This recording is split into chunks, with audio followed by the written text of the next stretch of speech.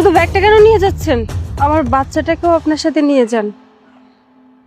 আমার বাচ্চাটা আমার কাছে কখনোই ভালো থাকবে না, ও একটুও ভালো নেই। আপনি এই বাচ্চাটাকে নিয়ে যান, তার বিনিময়ে আমি আপনাকে টাকা দিব। ওয়েট, এই নিন টাকা। আচ্ছা আপু, কি হয়েছে বলুন তো? আমি আপনার ব্যাগ টান দিয়ে নিয়ে গেলাম, আপনি কোনো চিল্লাফাল্লা করলেন না, কিছু বললেন না, উল্টো বলছেন বাচ্চা নিয়ে যাওয়ার জন্য, টাকা নিয়ে যাওয়ার জন্য। আচ্ছা আপনার জীবনে এমন কি হয়েছে যে আপনি এতটা বেখেয়ালি হয়েছেন? বলছি ভাইয়া, তার আগে এই টাকাটা আপনি আপনার কাছে রাখুন। এই টাকাটা আপনার, নিন। ভালোবেসে ওকে বিয়ে করেছিলাম। আমার মা বাবা সবাই আমাকে বারবার নিষেধ করেছিল আমি যেন ওর সঙ্গে বিয়ে না করি, কিন্তু আমি কারো কথা শুনিনি। তখন আবেগের বশে আমি ওই ছেলেটাকে বিয়ে করি, কিন্তু হঠাৎ করে যখন আমার এই বাচ্চাটা হয়ে যায়, তারপর থেকে আমার উপর ওর কোনো কেয়ারই ছিল না। সব সময় আমাকে মারধর করা, আমাকে সময় না দেওয়া, কেয়ার না করা, ইচ্ছা মতো বাড়ির কাজ করাতো।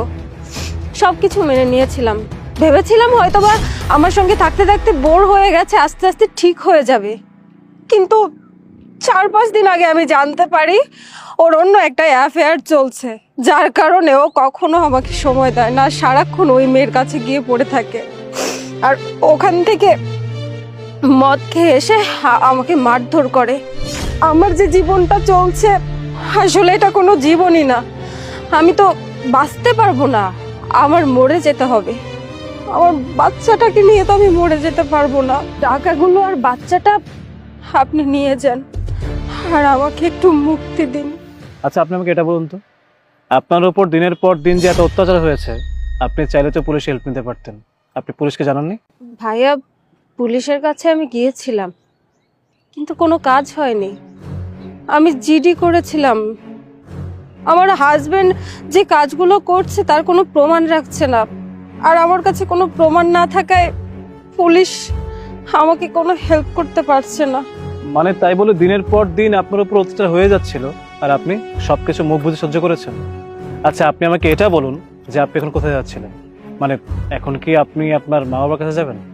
না ভাইয়া, আমি এখন আমার মা বাবার কাছে কিভাবে যাব?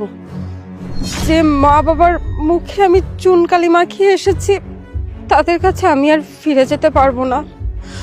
অলরেডি আমার জন্য তাদের অনেক মান সম্মান গেছে, আর এখন যদি আমি ফিরে যাইও, আহামরি আমার বাবা মা আমাকে খুব বেশি উপকার করবে না। আমি যখন ওই ছেলের সঙ্গে পালিয়ে যাই, তারপর থেকে আমার মা বাবা আমার সঙ্গে সব যোগাযোগ বিচ্ছিন্ন করে দেয়।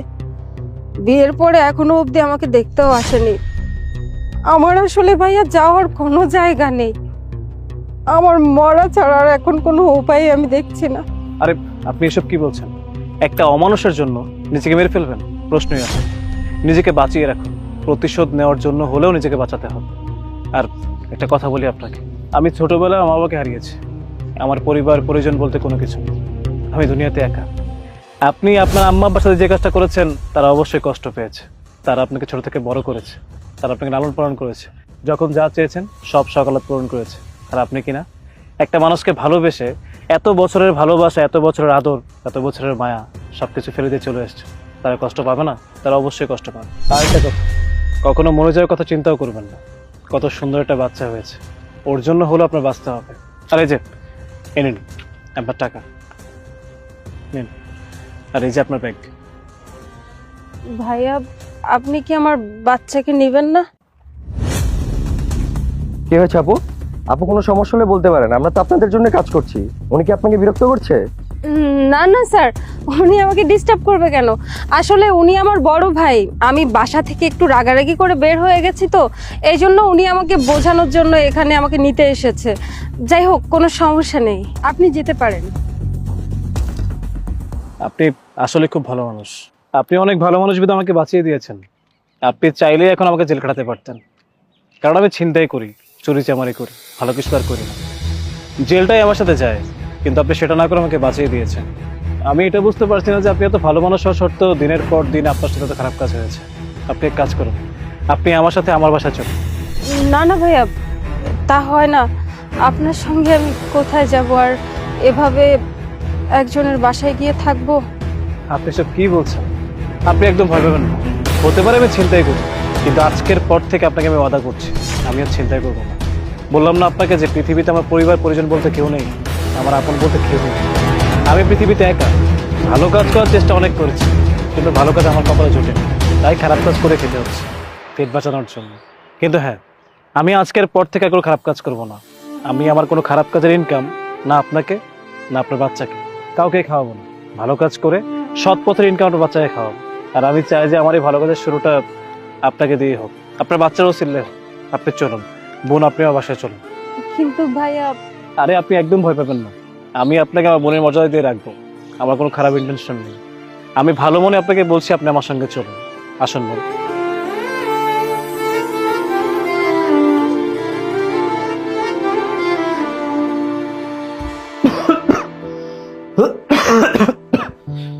কতবার তোমাকে বলেছি ভাইয়া, এত কাজ করার দরকার নেই। রিজিকের মালিক আল্লাহ, ঠিকই একটা না একটা ব্যবস্থা হয়ে যাবে। তুমি তো আমার কোনো কথাই শুনছো না। এভাবে যদি বাইরে সবসময় নিজের শরীরের দিকে খেয়াল না করে কাজ করতে থাকো, তাহলে কি করে হবে বলো তো? দেখো তো, এখন জ্বরটাও কমছে না। আরে বোকা, আমার কিচ্ছু হয় নাই, আমি একদম ঠিক আছি। আর তোরা ভালো থাকবি এটা আমি সবসময় তো চাই। আমার কিচ্ছু হবে না, যতক্ষণ দেখবো তুই হাসি খুশি আছিস ততক্ষণ আমার কিচ্ছু হবে না। আমি তোকে আস্থা দিয়ে নিয়ে এসেছিলাম, তোকে আমি ভালো রাখবো, কখনো কোনো কিছু কষ্ট দিব না। আমি সেটাই করছি। আমার তো শুধু চিন্তা একটাই, যদি আমার কিছু হয়ে যায় তোদেরকে কে দেখবে? ভাইয়া প্লিজ চুপ করো, একদম উল্টো পাল্টা কথা বলবে না, তোমার কিচ্ছু হবে না। আর এইসব কথা তুমি যে কেন বলো আমি এটা বুঝতে পারছি না। তুমি ঠিকমতো ওষুধ খাও না, ঠিকমতো রেস্ট নাও না, এই জন্যই তো জ্বরটা কমছে না আর তুমি অসুস্থ হয়ে যাচ্ছ। এই যে ওষুধ এনেছি, এটা খাও, ঠিক হয়ে যাবে। আর তোমার ভাগ্নে, ও কিন্তু অনেক জ্বালাতন করছে, ওকে নিয়ে তোমার বের হতে হবে। তাড়াতাড়ি সুস্থ হও। দে ওষুধটা দে।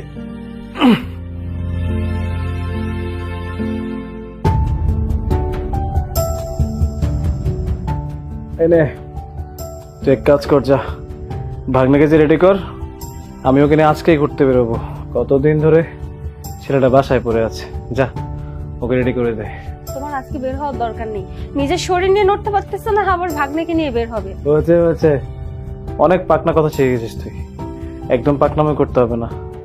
যা গিয়ে ভাগ্নাকে দেখাশোনা কর, যা কান্না করতেছে, যা। দেখলে তো, কিছু কিছু সময় রক্তের সম্পর্ক থেকেও পর মানুষ আপন হয়ে যায়।